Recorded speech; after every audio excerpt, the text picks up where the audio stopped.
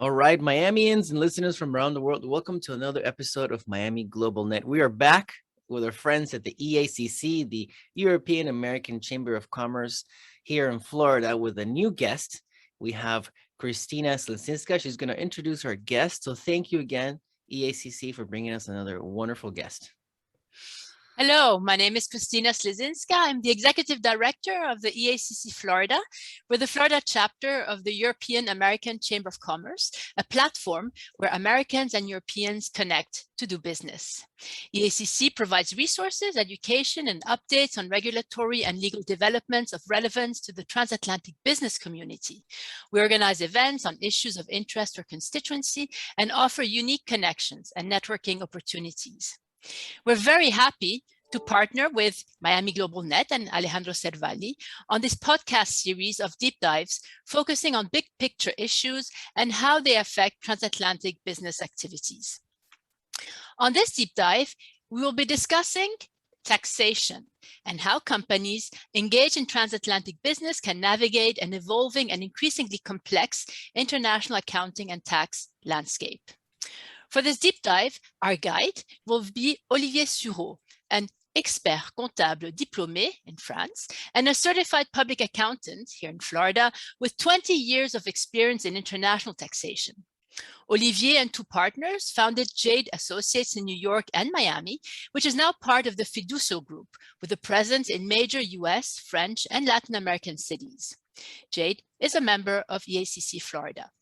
So now, without further ado, I'll pass the floor to Alejandro Cervalli, our host here at Miami Global Net. Christina, thank you so much for the wonderful introduction. Oliver, welcome to the show. Thank you for joining us. How are you? I'm fine. What about you, Alejandro? Thank you for being here today, and thank you, Christina.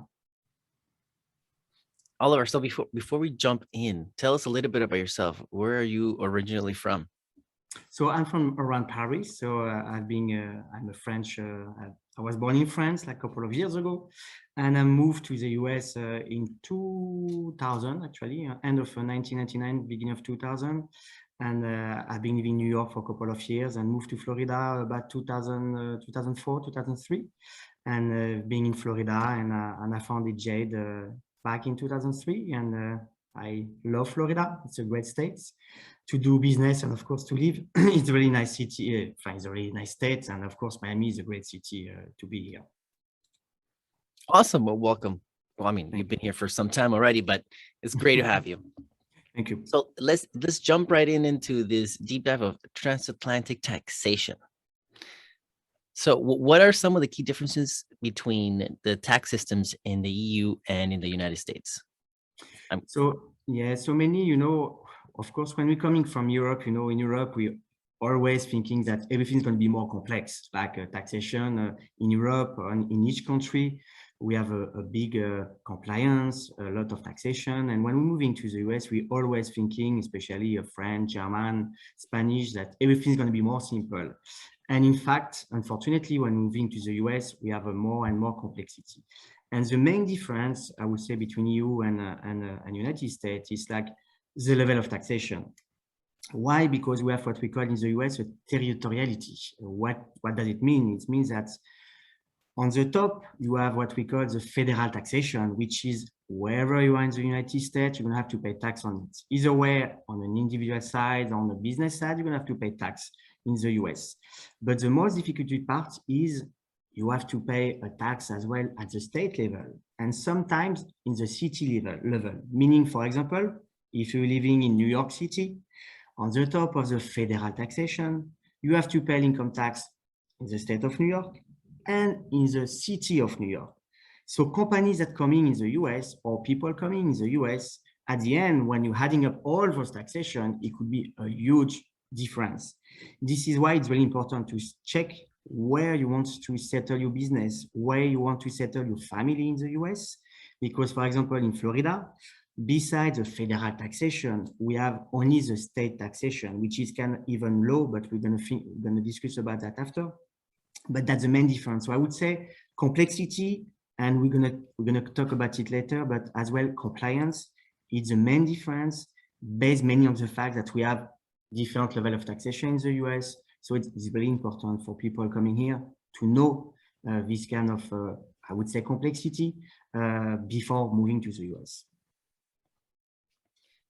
Are there any big differences between the taxation in the US and any particular country in the European Union, like France, for example?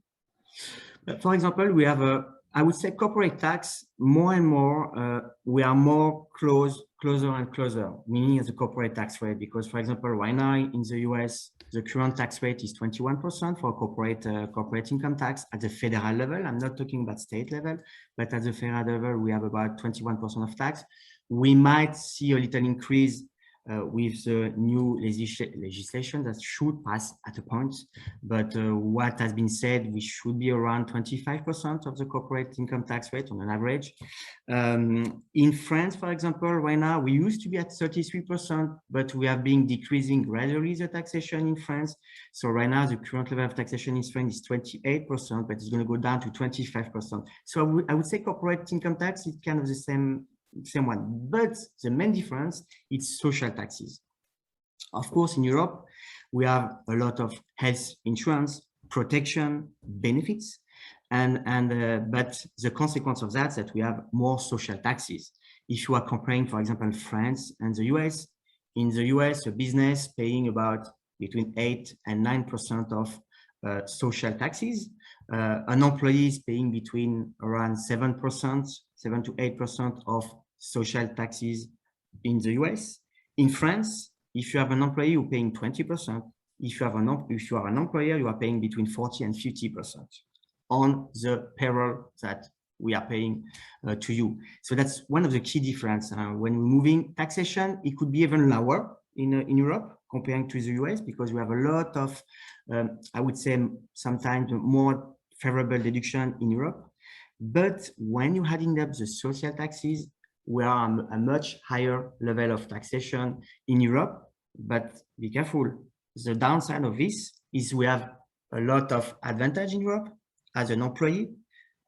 In US, you don't have an advantage. So you have to pay health insurance for your employee. You have to pay retirement for your employees. So if you're adding up everything, still we are lower, but we are not so far. So that's why usually we're making big difference. Oh, wait, but in Europe, you're paying a lot more social taxes, which is true. But be careful when you're comparing two systems, you have to take everything around and all the benefits you are paying to your employees. So that's why it's really important to check one by one all these kind of differences. So I would say corporate income tax, I know we're going to talk about that after in the last points, but more and more the big country try to align in the corporate rate. We have some advantage in each country, of course, but globally, if we're talking about rate, we are closer and closer. Besides the fact that in US, again, be careful, you have to add state tax and sometimes city tax. So when you're adding up at the end, US could be a much higher corporate income tax rate or even individual income tax rate. But social taxes, for me, that's the main difference. Okay. I don't know if you mentioned it, but it's here in the United States, we have the federal taxation, the state, and sometimes cities, right? Depending on where you are. Correct. In Europe, do you see something similar in terms of the layers? No, usually no. Usually in Europe, for example, in France, we don't have this kind of different things because it's one country. So usually it's not federation. So usually we don't have that kind of differences in Europe. We have some country like Switzerland, but it's different. But we have country like Switzerland that is similar because in Switzerland, which is different, but Switzerland, we have some like a federal taxation and the state taxation in Switzerland, but meaning the big country in Europe is not like that level of taxation. Got it. Do cities in France tax?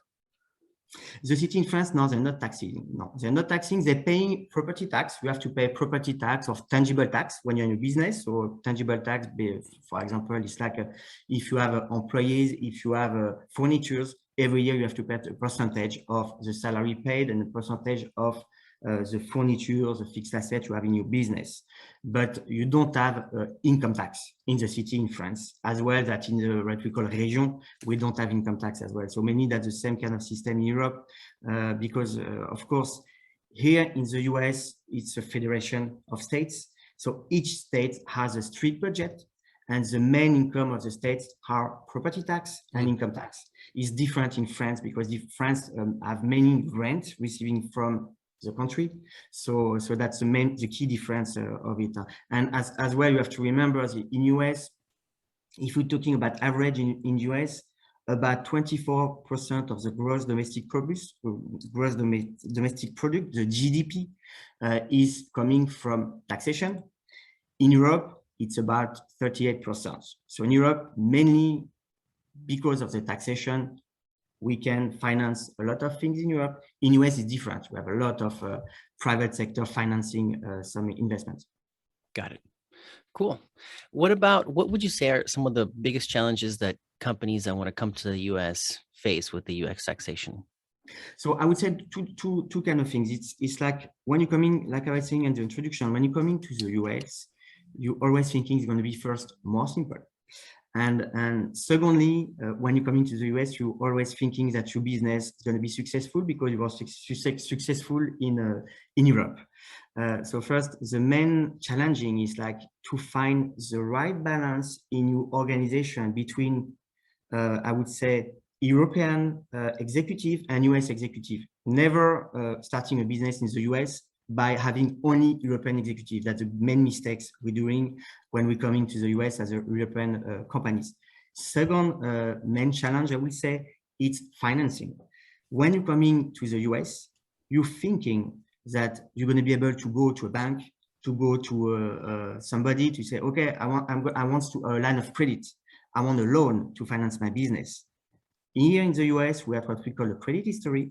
And if you have a foreigner, if you are a company on which the main shareholder are European people or foreigners, no banks will give you some money.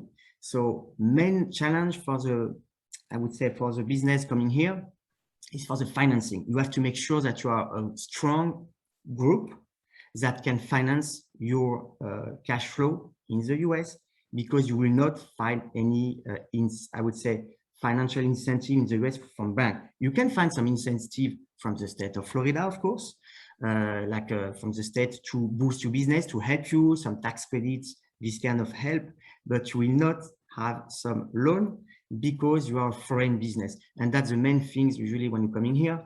It's like, be careful about financing. Last things, be careful about compliance.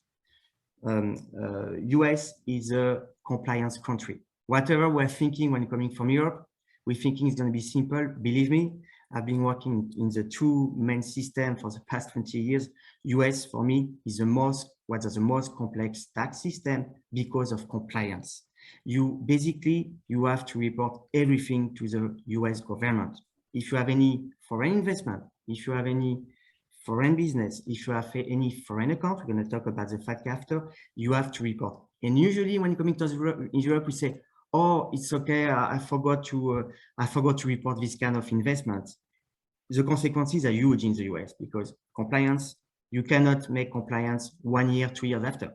You have to make compliance whenever you move into the US. You have to make sure you did not forget anything. So I would say compliance is very important.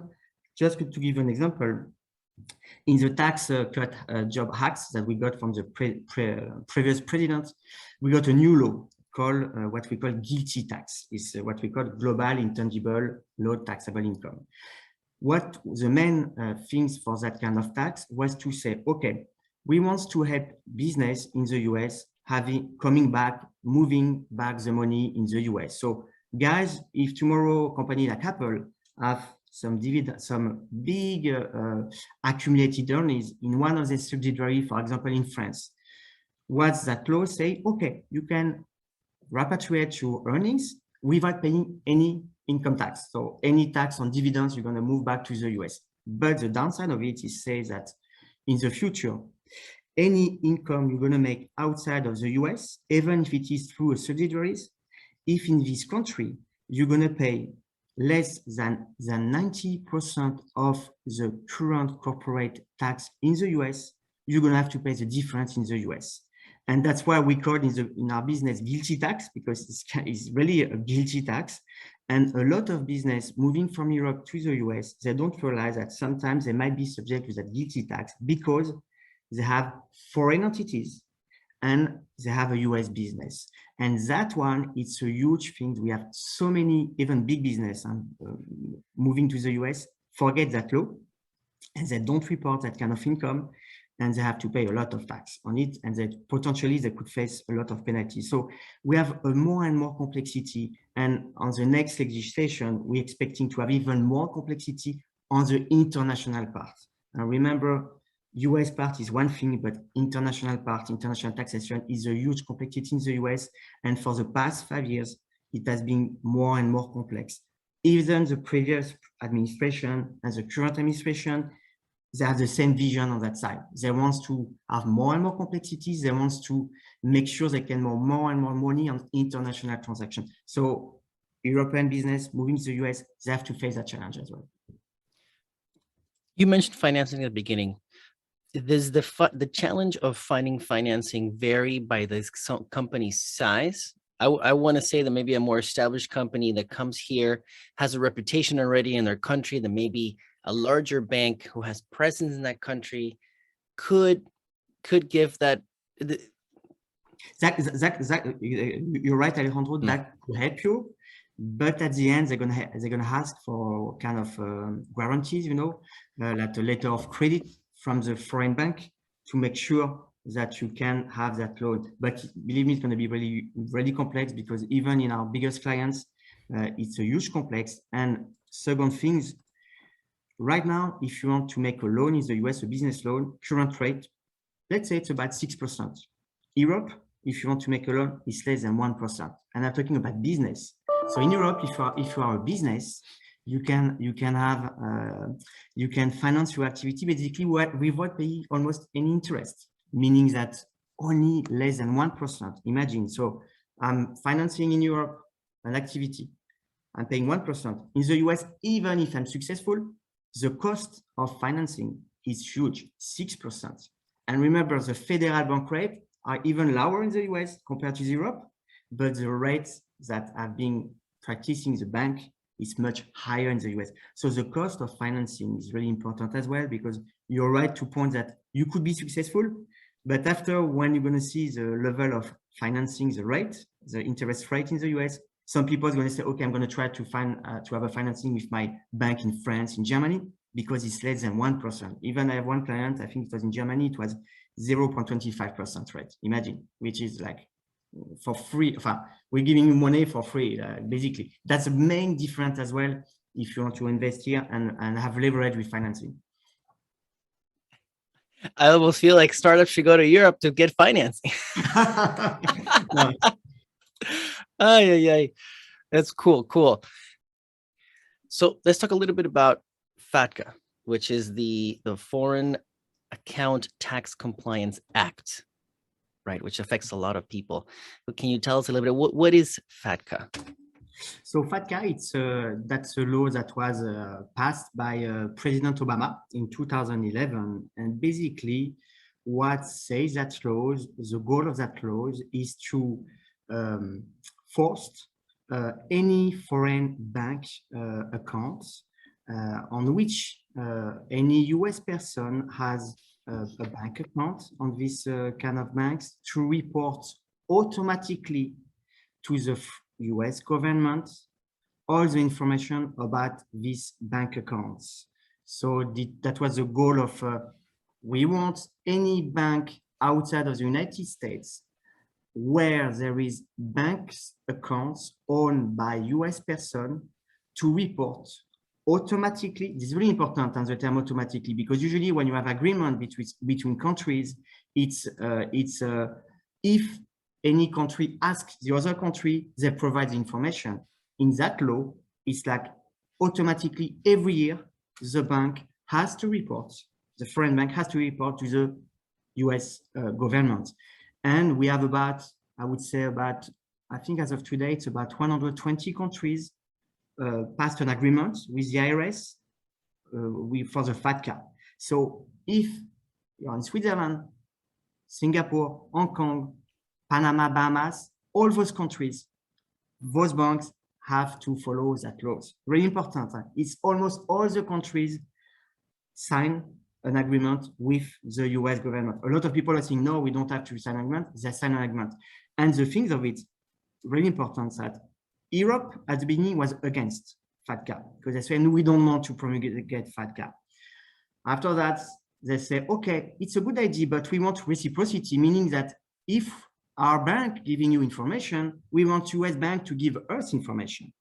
So the US government say, no problem, we're going to find a reciprocity, but we need to pass that laws at the Senate, and that's the chamber as well. So they say, we signed the agreement, but you just need to pass that laws. And during that time, President Obama has a midterm election, and the Republicans came on board, and they say, we will never pass that reciprocity. So today, we have the FATCA, which is rolling right now. So European bank have no choice to report to the US government, the bank accounts owned by US person. But on the other side, US bank does not have the obligation because that law was never passed here in the US, that's why Europe is really, really mad about it right now. There is a lot of debate at the Conseil de l'Europe because they say it's not fair. We sign an agreement of reciprocity and it's working on only one side. So that's just for the things to know. I mean, I want to say, does that mean that at some point, if we do not activate that our side of the deal, will that terminate the deal? That's the European was trying to say, but you know how the US government can be so strong and so huge that I think that they have no choice right now to even if you don't have any reciprocity, unless all the European countries can come together strong, but I doubt it. Got it. What about on an individual level? FATCA has been a challenge for US citizens living abroad, accidental Americans, European residents in the US, and US citizens who may still hold assets in Europe. Yeah, so you have to understand that US tax system is a kind of like I said before, it's complex, but we have one big particularity in the US. It's like if you are US citizen or sometimes even a green card living outside of the US, whatever, how many days you're spending in the US, you are with all your life will be considered as a US person, a US tax resident, meaning that you're going to have to pay your tax on your worldwide income. So tomorrow I'm a US, myself, and French citizen. But if tomorrow I decide to go back to live in France, not doing anything anymore with the US, still I'm going to have to do a US income tax in the US and pay my tax in the US. And part of that FATCA rule saying that if you are a US person, so different scenario, US citizen living abroad or US person living in the US, you have to report your foreign bank accounts. So every year, I'm going to have to report if my bank accounts are above a certain level. I'm going to have to report to the IRS, that's Internal Revenue Service Centers. Every year, I'm going to do my tax return and say, okay, I'm a US person living in the US or US citizen living in France, for example. I have to report every year my maximum balance of my foreign bank. If I'm not doing that, I know that I'm going to get caught because remember, I insist it's an automatically exchange information, meaning that the French bank, for example, or German bank is going to send the information at a point to the IRS. So if I don't do that on a tax return, the IRS is going to say, okay, I have an information, I just received information from a German bank that US citizen have 100,000 in Germany, but we don't see any tax return in the US. He never reported. So he's going to come, the IRS is going to knock at your door, say, listen, you didn't report it. I didn't know. That's not our concern. You can face up to 50% of the amount you not reported. So imagine, I'm not talking about income. I'm talking about, I have 100,000 in a bank account in Germany. If I don't do that, I can have to pay 50,000. So half of my savings in that bank, I will have to pay as a penalty in the US. So that's the main challenge, that we have to make sure that we have to report it. If we don't do it, that's it. I mean, I was going to ask you how serious this is. I mean, from 50%, that's very serious, those penalties you have. remember the US, we all have been living in a long time in the US. And in the US, we cannot say, I would say already in France, we always say, I didn't know. In US, that's not a good excuse. In France, it could be.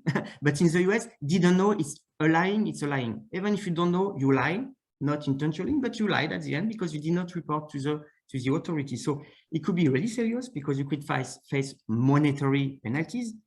But if the IRS can prove that you knew, like I saw some people in the past say, I will never get caught, I don't want to report that to the IRS. So if the IRS can prove that you knew, either way in any correspondence with your CPA or any information, if they knew that you are aware of it, you can have what I call you can face jail time as well.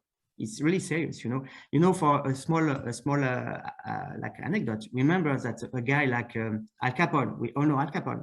Remember that Al Capone, he get caught not for the crime he commits physically, for the people he killed, because he hid money outside of the US. That's how they caught him, you know. And we've been seeing in the past some politicians, some people, the level of pressure they put for them to cooperate, you know, for the investigation is because they saw that money was outside of the US, never reporting to the IRS. So it's really, really serious. People does not realize it's really serious, this kind of situation. How many people would you say are affected by this? Right now, what we know, just for example, as an example, we have about, I think, 9 million US citizens living abroad. 9 million citizens living abroad. But on that number, if you're adding up all the people living in the US that are US person having bank account outside, I would double that number at least. So I would say about at least 20 million of people are concerned about that clause. Just to know that you can always make what we call you by yourself, you can go to the IRS, say, I forgot to report. So you have special compliance program to do, like amnesty program, on which your IRS say, okay, we can understand you have in a special situation. Let's give an example. I was born in the US, but I never make a footstep in the US. But my parents were at that time in the US. So without my knowledge, I'm a US citizen. So I have to report that bank account. I never did it. I can go to see the IRS, say, I didn't know. The IRS will tell you, okay, you are in good faith. So put back all your corporate compliance work. Let's adjust the last 6 years of your return. Let's report your last 6 years of your foreign bank account, and you will not have penalties, and we can move back. But if I'm not doing that, not only have to remember that not only you face consequences at the US government, but in France as well.